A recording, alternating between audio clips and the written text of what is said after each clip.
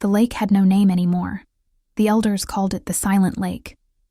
But Mira knew that was just their way of avoiding the real name, the one that had been struck from every record and forbidden from every tongue 3 centuries ago. She stood at its edge as the autumn sun bled orange across the water, her bare feet sinking into mud that never quite froze even in the deepest winter. The other wolves avoided this place like it carried plague, but Mira had been coming here since she was a child, drawn by something she couldn't name. As an Omega with no pack and no family, she'd been given the job no one else wanted, guardian of the cursed waters. It was exile disguised as employment, and everyone knew it. She was supposed to ensure no one came near, to maintain the wards that kept the lake isolated, to live in the crumbling stone cottage that overlooked the shore. Most nights, the silence was so complete, it felt like the world had forgotten this place existed. Most nights, Mira told. Herself, she preferred it that way. But tonight was different. Tonight, as the last light died and the first stars appeared, Mira heard something that made her wolf surge forward in recognition and terror. A voice, deep and ancient and desperate, calling her name. Not her chosen name, the one she'd given herself when she fled her birth pack, but her true name, the one her mother had whispered to her in the moments before she died. Mira. The voice came from beneath the water, resonant and clear. Despite the impossibility of it, she stepped closer to the edge, her heart hammering, and the voice came again, stronger this time, wrapped in power that made her knees weak. Help me, please. You're the only one who can hear me now. 300 years I've waited. 300 years of darkness and water and silence. If you're real, if you're truly there, please don't leave me here to fade completely. The words shivered through her bones, and Mira realized with dawning shock that she wasn't hearing them with her ears at all. The voice was inside her mind, speaking directly to her wolf, bypassing every logical defense she'd built around her heart. She should run. She should report this to the Territorial Council and let them handle whatever haunted these waters.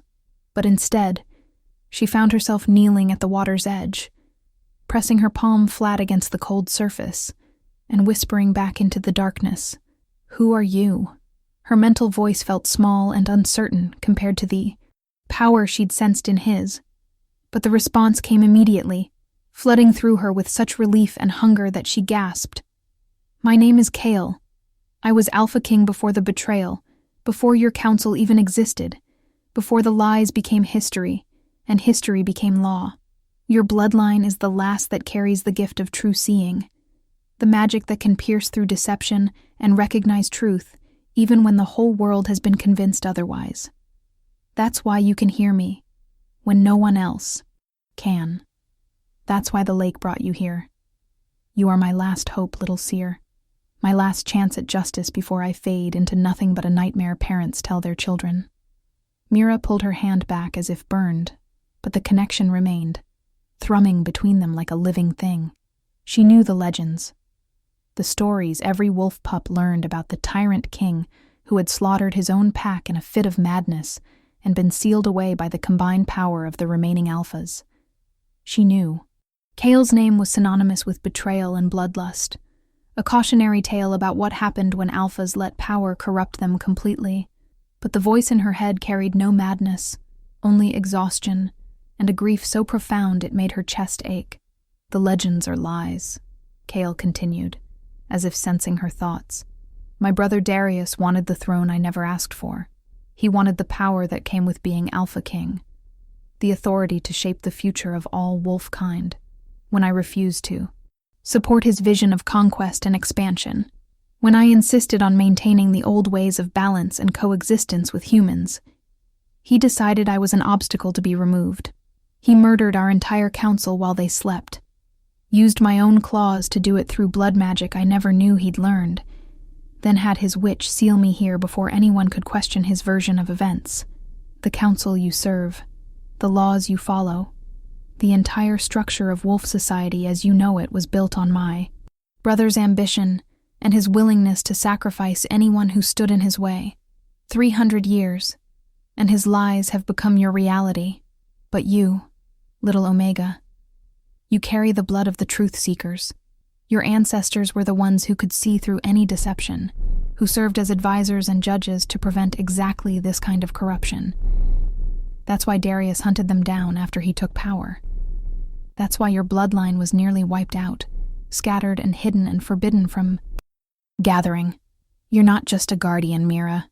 You're the last keeper of a magic that threatens everything the Council has built.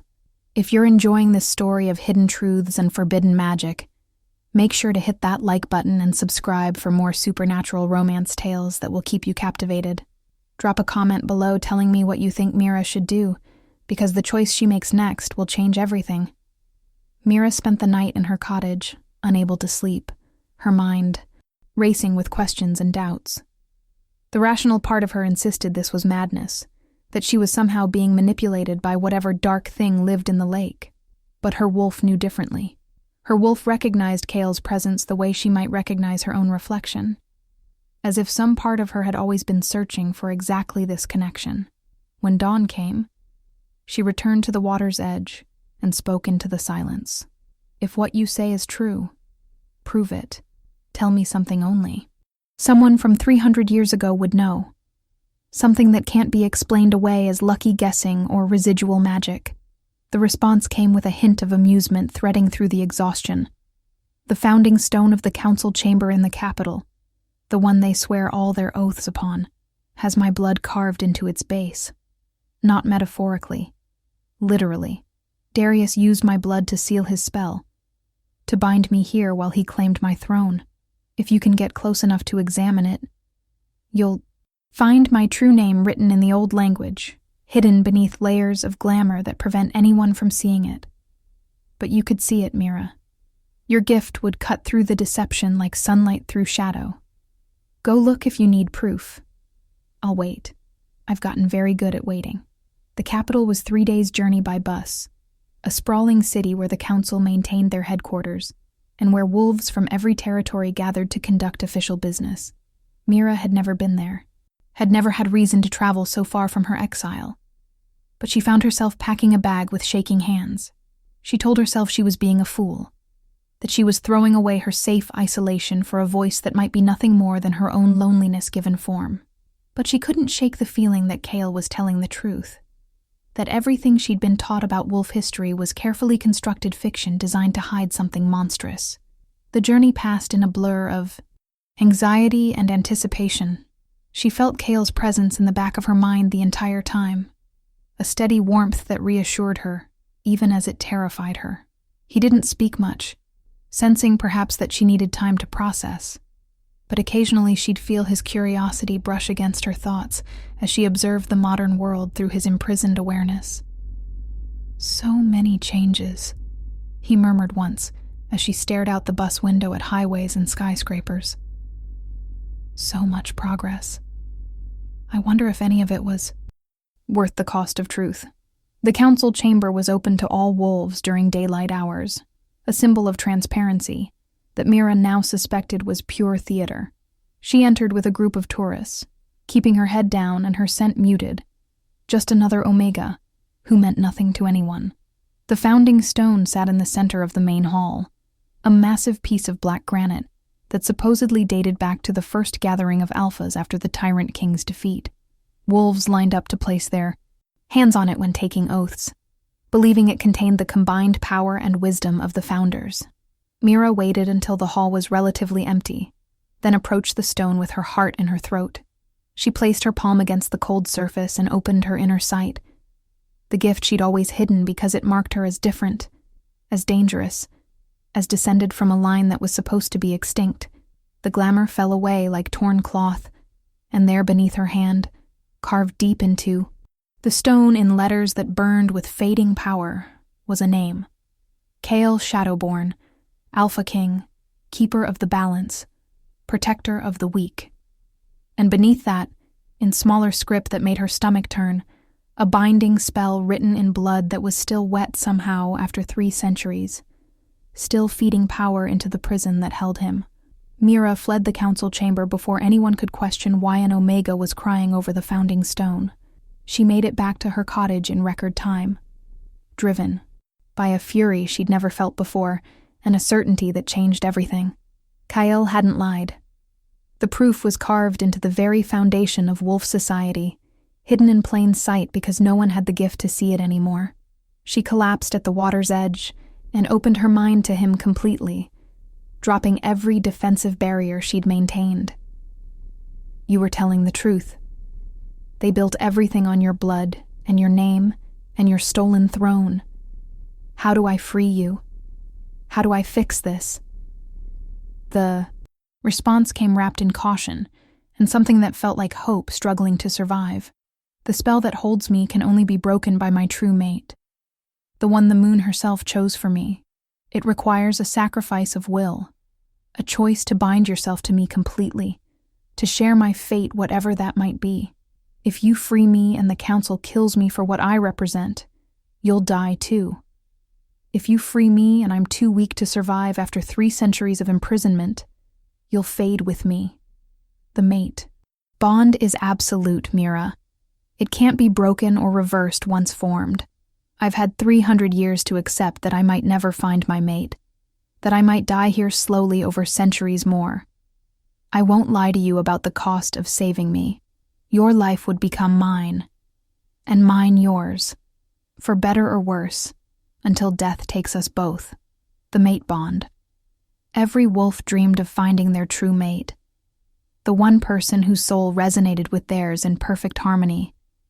But it was rare, so rare that most wolves never experienced it, settling instead for chosen partnerships that approximated the real thing. Mira had never expected to find her mate, had convinced herself she was better off alone where no one could hurt her or use her gift against her. But as she sat there with Kale's presence warm in her mind, she realized she'd been lying to herself. She'd been waiting, hoping, searching for exactly this connection without even knowing it. The fact that her mate was a 300-year-old alpha, king wrongly imprisoned and probably too weak to survive his own rescue, was just the universe's way of reminding her that nothing good came easy. She laughed at the absurdity of it, at the cosmic joke that had led her to this moment, and felt Kale's confusion brush against her amusement. What's funny, little seer? Everything, she sent back. The fact that I'm an Omega no one wanted, guarding a lake everyone feared, about to risk my life for an alpha no one remembers the truth about. The fact that I spent my whole life hiding from connection, only to find my mate at the bottom of a cursed lake. The fact that even knowing the cost, even understanding I might die, I'm going to do this anyway, because the alternative is leaving you there to fade. And I can't. I won't. Even if we only get a single day of freedom before they kill us. It's more than either of us has now. Breaking a 300-year-old blood spell required more than just desire and connection. It required knowledge Mira didn't have, power she'd never trained, and a willingness to challenge magic laid down by some of the strongest wolves who had ever lived. Kale guided her through the preparations, sharing memories of how magic worked in his time, teaching her to channel her seer's gift into something more active and aggressive than mere observation. She learned that her bloodline had once been warriors as well as advisors, that the ability to see truth was meant to be paired with the power to enforce it, to tear down lies and force reality to conform to what should be rather than what was. The training took weeks, and during that time, Mira felt the mate bond forming between them even without the physical connection, weaving through her soul and reshaping her understanding of herself. She learned that Kyle had been a reluctant king, chosen by his pack not because he sought power, but because his gift for strategy and his genuine care for even the weakest wolves made him the only choice they trusted. She learned that he'd been engaged to a political alliance when he took the throne, that he'd ended the engagement when he realized his intended was only interested in the power he could provide, that he'd been alone and unmated when Darius betrayed him. She learned that 300 years of imprisonment had worn away everything except his core self, that he'd survived by holding on to the hope that someday, somehow, justice would find him. And Kale learned her in return.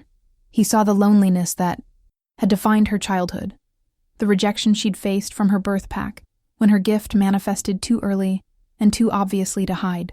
He felt her determination to survive despite everything, her secret kindness toward other outcasts, her carefully hidden belief that the world could be better if only people tried harder to see each other clearly.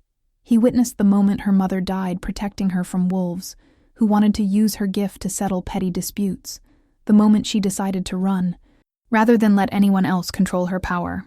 He understood why she'd chosen isolation, and he mourned for the connection she'd denied herself to stay safe. "You deserved better," he told her one night as they shared memories beneath the stars. "You deserved a pack that celebrated your gift instead of fearing it. A family that protected you instead of seeing you as a tool to be used. I can't give you back what you lost, Mira, but I swear on everything I am that if we survive this, I'll spend whatever time we have making sure you never feel unwanted again. You're not just my mate. You're not just my salvation. You're the bravest person I've encountered in 3 lifetimes, and you deserve to be cherished for exactly who you are." The night Mira finally felt ready to attempt the breaking, storm clouds gathered over the lake like the sky itself was holding its breath. She waded into the water fully clothed, feeling the cold seep into her bones, and opened herself completely to the mate, bond that had been growing between them. The spell revealed itself to her inner sight, as a web of black threads wrapped around something bright and struggling at the bottom of the lake. Power that had once burned like a sun reduced to barely a candle flame. She saw how Darius had constructed it, using not just Cale's blood, but the blood of the council members he'd murdered, binding their deaths to his brother's imprisonment, so that any attempt to free him would require acknowledging that the foundation of the council was built on massacre. It was elegant in its cruelty, ensuring that even if someone discovered the truth, they'd have to choose between one man's freedom and the entire political structure that governed their species. But Mira wasn't interested in protecting corrupt systems, and her gift showed her the weakness Darius had never anticipated. The spell was 300 years old, maintained by belief as much as magic, and belief could be shattered by someone who saw through to the truth underneath. She dove beneath the surface, her lungs burning and her wolf howling in recognition as she swam deeper into darkness. The spell fought her, sending visions of what would happen if she succeeded, showing her the chaos that would erupt when the council's lies were exposed. She saw territories erupting into war, alphas turning on each other as old alliances shattered, wolves suffering as the comfortable order they'd known dissolved into questions and recriminations. The spell wanted her to be paralyzed by the potential consequences, to choose stability over justice, to leave Cale imprisoned because freeing him would hurt too many innocent people. But Mira pushed forward anyway, because she understood something the spell didn't. Systems built on lies always collapsed eventually. The only choice was whether that collapse would be controlled and honest, or chaotic and violent. By freeing Kyle and exposing the truth, she was giving their species a chance to rebuild on a foundation that wasn't soaked in blood and betrayal. It wouldn't be easy and people would suffer, but it was necessary. Some wounds had to be reopened to heal properly. Her hand closed around something solid at the lake's bottom, and power exploded through her in a wave that would have killed her if the mate bond hadn't been there to ground it. She felt Cale's consciousness surge forward, felt his desperate struggle to reach her, and she channeled every ounce of her seer's gift into the bond between them. The truth of what had happened 300 years ago blazed through her like wildfire, burning away the carefully constructed lies that had kept him imprisoned.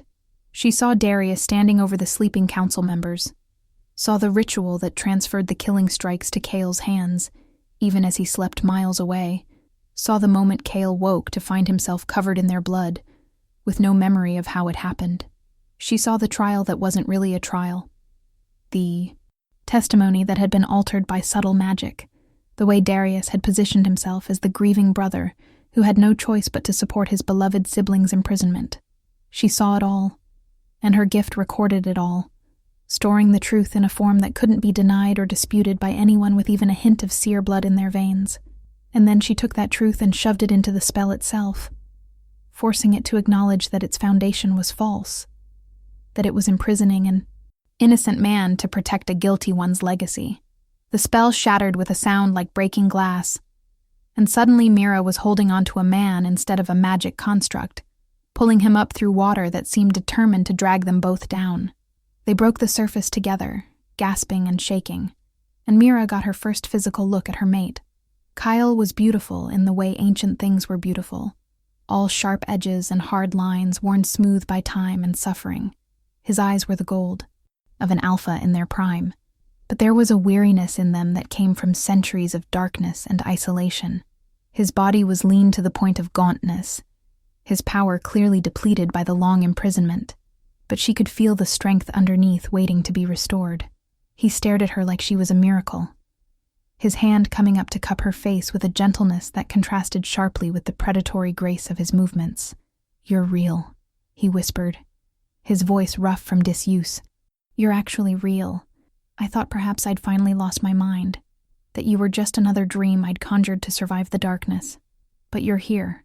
You're real. And you're mine." The mate bond snapped fully into place between them with that acknowledgement, and Mira felt her soul recognizing his in a way that made everything else fade to insignificance. They made it to shore and collapsed in the mud, too exhausted to move, wrapped around each other like they were afraid separation would break the spell that had brought them together. Kyle's hand stayed on her face, his thumb tracing her cheekbone as if memorizing her features, while Mira let herself finally relax into the safety of being held by someone who saw all of her and chose her anyway. "I don't know how to do this," she admitted softly. "I don't know how to be someone's mate. I don't know how to help you navigate a world that's completely different from the one you remember. I don't know how to fight the council or expose the truth without getting us both killed. I just know that I couldn't leave you there. That's enough," Cale assured her, pressing his forehead against hers in a gesture of intimacy that made her breath catch. "We'll figure out the rest together. But first, I need you to understand something. The council will come for us. Once they realize I'm free, once they sense that the spell has been broken, they'll send everything they have to eliminate the threat I represent. Not because they necessarily know the truth about what Darius did. Most of them probably don't. But because my very existence challenges the legitimacy of their authority. We have days at most before they arrive, and we need to decide how we're going to handle this. Do we run and hide? Try to build a life somewhere they can't find us? Or do we fight, expose the truth, and force them to confront what their council was built on?" Mira pulled back enough to meet his eyes, seeing the question there, the uncertainty of a man who had been betrayed by everyone he trusted and wasn't sure if fighting was worth the cost anymore. She thought about the life she'd lived at the margins, always hiding, always afraid of what people would do if they knew what she could see. She thought about the other Omegas and outcasts who suffered under a system that valued power over justice, dominance over compassion. She thought about the lies that had shaped 300 years of wolf history, and how many more years they'd continue to shape if someone didn't challenge them. Running would be easier, safer, maybe even smarter, but it would also mean accepting that the truth didn't matter, that justice was impossible, that systems of oppression were too big to fight. And Mira had spent her whole life being told to accept things she knew were wrong. "We fight," she said firmly. "We expose what Darius did and what the council has been covering up, knowingly or not, for 3 centuries. We give wolves a chance to choose what kind of society they want to be. One built on honest foundations even if those foundations have cracks, or one built on comfortable lies that protect the powerful at the expense of everyone else. It won't be easy, and we might not survive it, but at least we'll know we tried to make things better. If this story of truth versus comfortable lies is resonating with you, don't forget to subscribe and turn on notifications so you never miss an upload. The journey of Mira and Cale is just beginning, and trust me, you won't want to miss what happens when the council arrives. They had 5 days before the council's enforcers arrived at the Silent Lake, 5 days that Cale used to recover his strength, and Mira used to document everything her gift had shown her. She discovered that her power could create something like psychic recordings, impressions of truth that could be shared with other wolves through physical contact. It wasn't perfect, and wolves with strong mental shields could resist it, but it was enough to plant doubt, to make people question the history they'd been taught. Kyle trained with her, helping her refine the technique, showing her how to present the information in ways that couldn't be easily dismissed or explained away. He also told her stories about the world before Darius's betrayal, about a time when councils existed to serve their people rather than rule them, when Omegas were valued as the heart of packs rather than dismissed as weak. When seers like Mira's ancestors were honored guardians of justice rather than threats to be eliminated. It painted a picture of a society that had lost its way, and Mira began to understand the full scope of what they were trying to restore. The enforcers came at dawn on the 6th day, a dozen of the council's most powerful alphas, led by a woman named Sarah, who radiated authority and barely contained violence. They found Kale and Mira waiting for them at the cottage, sitting calmly at a table outside as if receiving hostile. Visitors was something they did every morning. Sarah's eyes widened when she saw Kale, recognition flashing across her face, even though she couldn't possibly have seen him before. The legends had kept his image alive even while distorting his story, and there was no mistaking the distinctive gold eyes and the aura of old power that clung to him despite his weakened state. "You're supposed to be sealed," she said flatly, her hand moving to the weapon at her side. The spell was created by the founding alphas themselves. It can't be broken except by blood and death. Yet here you are. That's going to be a problem. Kyle stood slowly, his movements deliberate and non-threatening despite the power that was already returning to him with each hour of freedom. "I'm sure it is a problem, for the council at least. But perhaps you should ask yourself why a spell designed to contain a dangerous criminal could be broken so easily by one Omega with a gift for seeing truth. Perhaps you should wonder why no one in 300 years thought to verify the charges against me, why my trial records were sealed, why asking questions about the founding days is discouraged so strongly. I'm not here to fight you, Sarah. I'm here to offer you and every wolf in your territories a choice. You can cling to the comfortable story you've been told, or you can let my mate show you what actually happened. The truth is ugly, and it will complicate everything you think you know, but it's still the truth. And you deserve to know it before you decide whether I'm the monster your history claims or something else entirely." Sarah's expression flickered between duty and curiosity, and Mira recognized the moment when her seer's gift activated without conscious thought. She could see the doubt that Sarah carried, the questions that had nagged at her throughout her career about inconsistencies in council records, about how certain topics were forbidden, not just to Omegas, but to Alphas, who asked too many probing questions. Sarah wanted to believe the system she served was just, but she'd seen too many cracks in its foundation to be entirely certain. That uncertainty was what Mira needed. She stood and held out her hand, keeping her voice calm and respectful despite the danger. "Let me show you what I found in the council chamber founding stone. Let me share what my gift revealed when I looked past the glamour. If I'm lying, you'll know immediately. But if I'm telling the truth, if the council was built on a betrayal and a cover-up, then you have to decide what you're going to do with that information. Are you brave enough to look? Or would you rather eliminate us and continue living in comfortable ignorance?" The silence stretched between them, broken only by the wind across the lake and the low growls of the enforcers who wanted simple orders, clear enemies, straightforward violence. But Sarah was more than just a blunt instrument, and Mira could see the struggle playing out across her face. Finally, with visible reluctance, Sarah took Mira's hand. "Show me," she commanded, "and know that if this is a trick, if you try to manipulate my mind, I'll kill you both before you can blink." Mira opened the connection and let the truth pour through. Every moment she'd witnessed, every detail of Darius's betrayal, every carefully constructed lie that had shaped 3 centuries of wolf society. She felt Sarah's shock and denial crash against the evidence, felt the moment when the Alpha's own instincts recognized the authenticity of what she was seeing, felt the horrible dawning realization that everything Sarah had believed and served and enforced was built on blood and betrayal. When she finally released Sarah's hand, the Alpha staggered backward, her face pale and her eyes wild with the kind of knowledge that changed everything. "The council has to know," Sarah whispered, though she didn't sound certain. "Someone has to know. You can't build an entire civilization on a lie without someone noticing."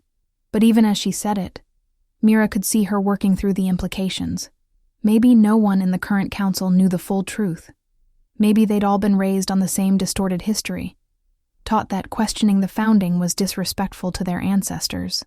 Maybe the cover-up had been so successful that the conspirators themselves were long dead, leaving only their lies to shape the present.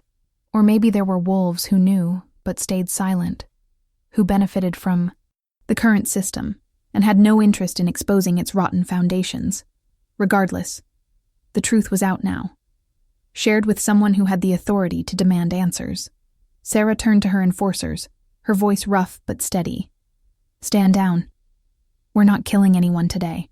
Instead, we're going back to the capital, and we're going to have a very uncomfortable conversation with the entire council about our founding, about the trial of Cale Shadowborn, and about what it means if everything we've built was constructed to hide a crime rather than prevent one." The journey to the capital this time was nothing like Mira's first trip.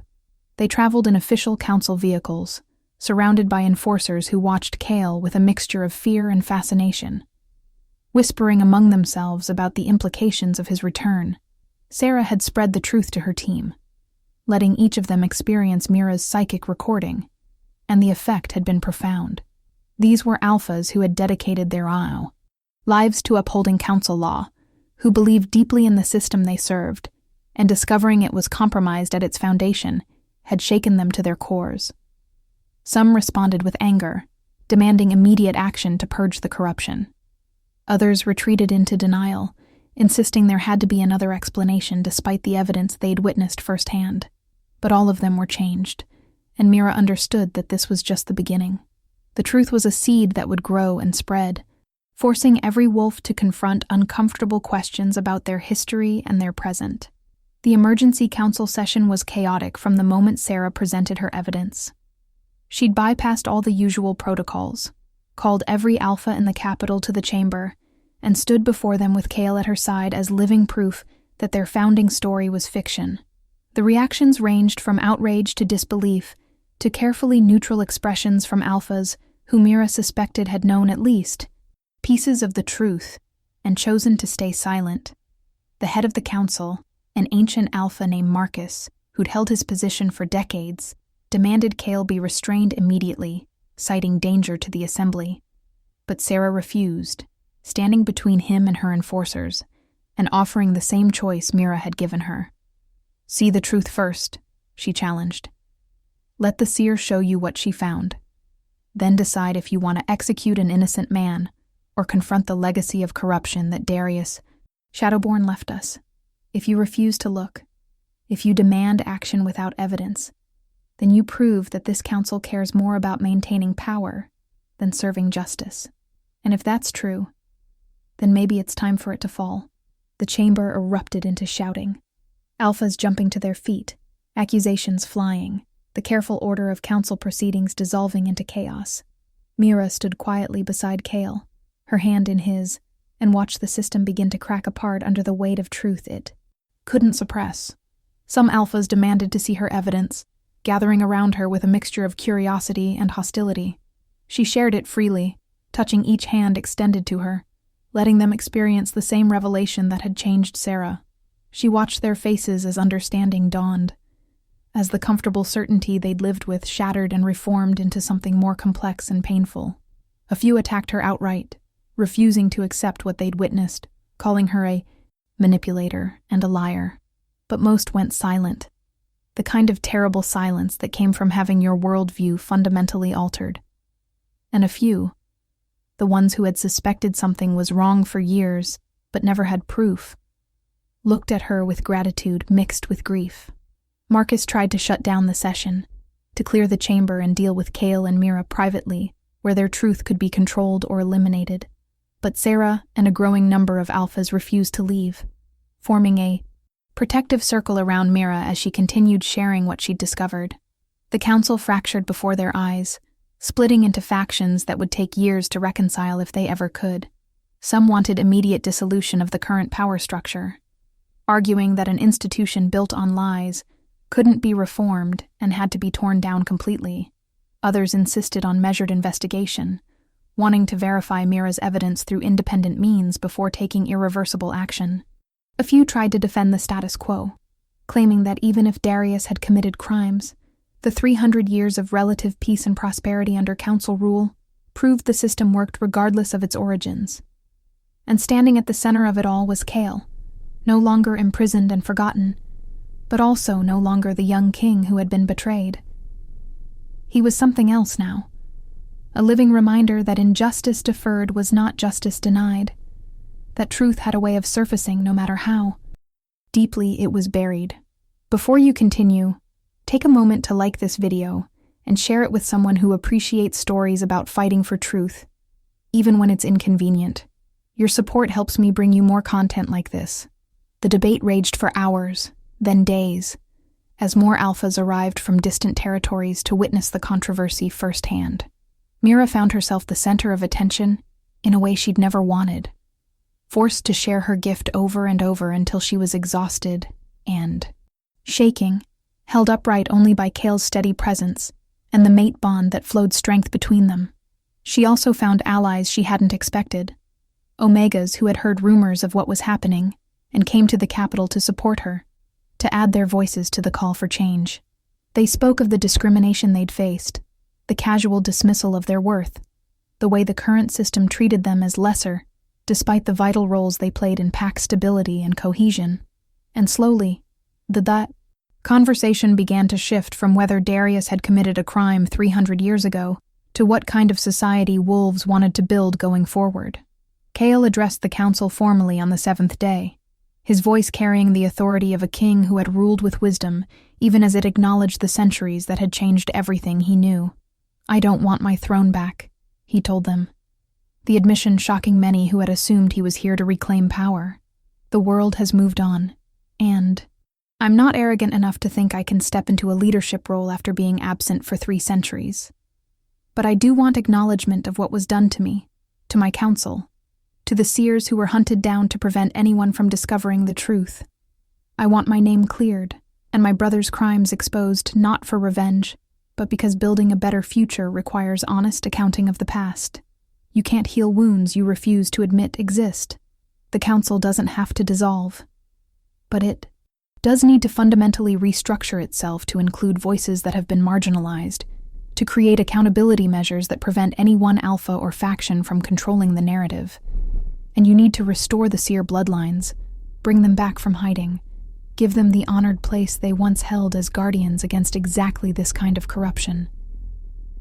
Marcus resigned his position that same day, unable to reconcile his belief in the council with the revelation of its corrupt foundations. Several other high-ranking alphas followed, some in disgrace, others in protest, creating a power vacuum that threatened to destabilize every territory. But into that vacuum stepped wolves who had been waiting for exactly this opportunity. Younger alphas who had chafed under the old guard's resistance to change. Omegas who had organized in secret to support each other through systemic discrimination. Seers who had hidden their gifts for generations and were finally willing to step into the light. The reconstruction was messy and painful and absolutely necessary, a process that would take years to complete, but that began with the simple radical act of acknowledging the truth. Mira and Kale became reluctant symbols of that change, the Omega and the forgotten king who had refused to let lies stand, who had chosen connection and justice over safety and silence. They were given a territory to oversee, not as rulers but as advisors, helping establish new councils that included representatives from every level of pack hierarchy. Mira trained other seers, discovering there were more of her bloodline than anyone had realized, hidden in Omega populations across multiple territories, because the gift had been suppressed so long, it rarely manifested strongly anymore. She taught them to use their power not just to observe, but to actively challenge injustice, to speak truth even when doing so was dangerous, to trust that their gift was exactly what their people needed. And, slowly, painfully, wolf society began to reshape itself around values that had been buried under 3 centuries of lies. It wasn't perfect, and there were setbacks and resistance from alphas who missed the old hierarchy, but it was honest, and it gave space for voices that had been silenced to finally be heard. Kyle adapted to the modern world with surprising grace, his strategic mind quickly grasping the new technologies and social structures, even as he mourned what had been lost. He and Mira, built a life together that balanced their public roles with private moments of peace, learning how to be mates in a world neither of them quite fit into. The bond between them deepened with each passing month, evolving from desperate connection forged in crisis to genuine partnership built on mutual respect and understanding. He taught her to trust her strength, to take up space instead of making herself small, to believe she deserved the happiness they were building together. She taught him to let go of the past. He couldn't change, to find meaning in the present, to accept that healing was possible, even from wounds that had festered for centuries. They were an unlikely pair by any measure, but they worked in ways that surprised them both, complementing each other's weaknesses and celebrating each other's strengths. 2 years after Cale's release, the first integrated council met in a new chamber built on ground that held no bloody secrets. The founding stone from the old chamber had been dismantled, Cale's name and the binding spell properly acknowledged and released, the stone itself buried with honors as a memorial to the council members Darius had murdered. The new council included alphas, betas, and omegas in equal measure, with a permanent seat reserved for representatives from the seer bloodlines. Their first act was to formally exonerate Cale and issue a public condemnation of Darius's crimes, acknowledging that the society they'd built had been compromised from its inception. Their second act was to establish truth commissions in every territory, creating space for wolves to come forward with evidence of injustices committed under the old system, offering paths to accountability and reconciliation. It was imperfect and incomplete, but it was a start, a foundation that might actually hold, because it was built on acknowledgement rather than denial. Mira stood with Cale at the ceremony marking the new council's formation, watching wolves from every territory gather to witness history being made. She felt the weight of what they'd started, the responsibility of having been the catalyst for such massive change. But she also felt pride. They'd done something impossible together, 2 outcasts who had every reason to stay hidden, choosing instead to fight for a truth no one wanted to hear. The road ahead was still difficult, and there would be challenges they couldn't yet anticipate, but they would face them together, bound by more than just a mate bond, connected by shared purpose and genuine love. "You did this," Cale murmured, his arm around her waist, his pride in her obvious to everyone watching. "You saw what everyone else overlooked. You refused to leave me in the darkness. You gave our entire species a chance to be better than we were. I spent 300 years waiting for my mate, and the moon gave me exactly who I needed. Someone brave enough to choose truth over comfort. Someone strong enough to demand our people live up to their potential. I love you, Mira. Not just because the bond chose us for each other, but because of who you are, what you've done, who you continue to be." Mira leaned into him, feeling complete in a way she'd never imagined possible back when she was just a lonely guardian at a cursed lake. "I love you too," she replied softly, "and I'd do it all again. The diving into darkness, the fighting with the council, all of it, just to have this moment with you. We're going to be okay, Cale. We're all going to be okay, because we finally stopped running from the truth." The future stretched before them, uncertain but full of possibility, and Mira knew that whatever came next, they would face it the same way they'd faced everything else, together, honest, and utterly unwilling to accept comfortable lies when uncomfortable truth was what their people needed to heal. If you loved Mira and Cale's journey from isolation to partnership, from silence to truth, don't forget to subscribe and hit that notification bell. Share your thoughts in the comments about what you think happens next for them and for Wolf Society. And remember, the best love stories aren't about perfection. They're about choosing each other even when the choice is hard, about building something real on foundations of honesty and trust. Until next time, keep believing in the power of truth, and keep fighting for the connections that make you brave enough to challenge the world.